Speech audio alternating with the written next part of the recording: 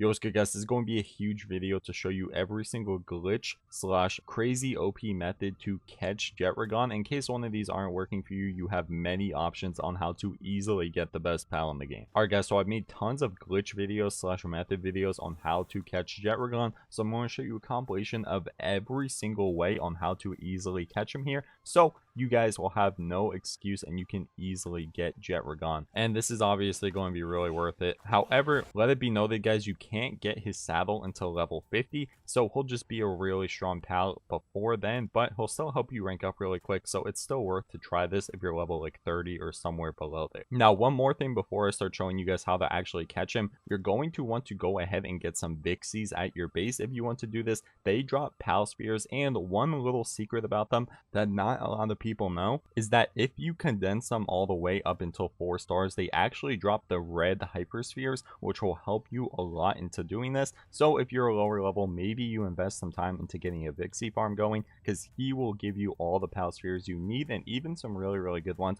in order to help you catch Jetragon, since this will probably take a lot of pal spheres. First of all, the easiest method, by far the easiest method and the best method, is what you're going to want to do is, I made a video about this just the other day, is you're going to want to come over to this location and put a bunch of campfires down. The coords to this exact location are -7070 and -320. This will completely bring the Jetragon down to like 10 HP. It will be an easy catch. He will have no HP and he won't be able to attack you. So once you fill that little pit with campfires, what you're going to need to do is obviously get the Jetragon's attention, and I will show you guys how extremely easy that is. We have a few other glitches and a few other methods in order to catch this pal, but this is like by far the easiest one. So this should be the first one you guys are attempting, and if this doesn't work, you can try and do the other ones, which still work really well, but this one is like a 1 out of 10 on the hard scale. It is just too easy. Now, I'm not sure why he's not following me. I'm going to get him aggroed on me, and I'll be right back and show you what happens when you bring him to the campfires. Now, once you bring him over here, all you have to do is go up here on this rock and hide right behind the ledge,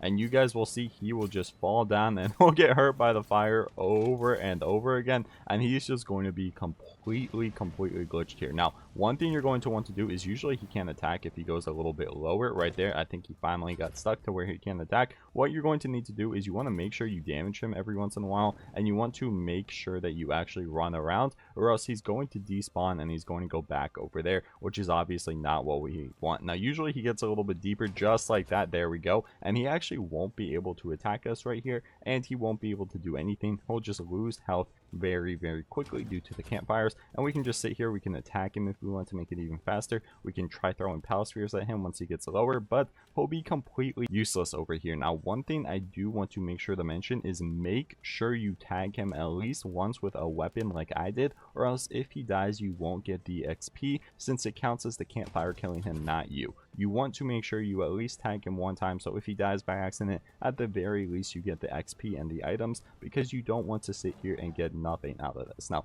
he's just going to slowly die just like this over and over again, down to 0 HP. We can try and catch him once it gets low enough. We can try and like hurt him to make it faster. We can do whatever we want. I'm personally not going to kill him here, but you guys get the gist of it. Like, he's just sitting here stuck. He won't be able to do anything. You can get him down to very low and then start spamming pal spheres at him. Sometimes it's easy to accidentally kill him in this position, so you want to make sure not to do that, but this is by far the easiest way on how to get him stuck slash glitch. He'll just get hurt by the campfires, and very easy. Let's go on to the next method now, one that's going to be a tiny bit harder, but it might be even better because you won't accidentally kill him. Now, the next method is one I did originally so long ago when this game first came out. I actually did this with like a van worm or whatever that flying pal is, so you're going to need a flying pal to make this a little bit easier, but pretty much if you get his attention and you get him stuck over here in this volcano, it is another very easy way to get him stuck and be able to easily catch him. So what you're going to want to do is just fly over the middle of the volcano here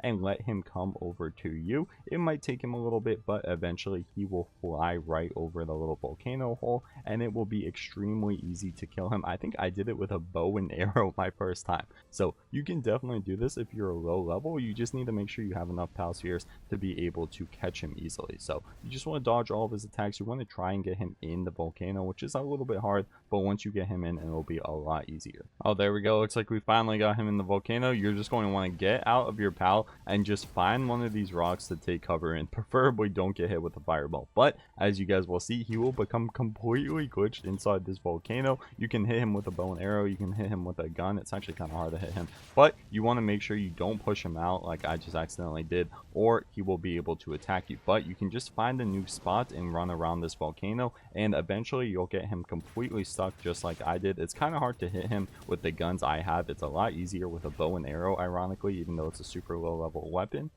But he gets completely bugged out when he's at the side of the volcano, and it is really easy to just do damage to him unless you have this trash minigun. I don't know why the minigun isn't working, but you can even like go up and hit him with your torch if he's close enough. It's just a lot easier to do with a bow and arrow. I wish I brought one, because for some reason you can't shoot the minigun on the side of the volcano. It makes no sense. But if I had a bow and arrow right here, I would be able to do a ton of damage to him. But you guys can see he's completely stuck. I can't believe they haven't fixed this bug in all this time. It's been in the game for so long. I guess if I jump attack him, it does damage, but you want to make sure they just keep doing damage to him so he doesn't despawn. And I guess the minigun's just horrible. Don't do it with the minigun, because for some reason there's this barrier right here that's blocking it with him.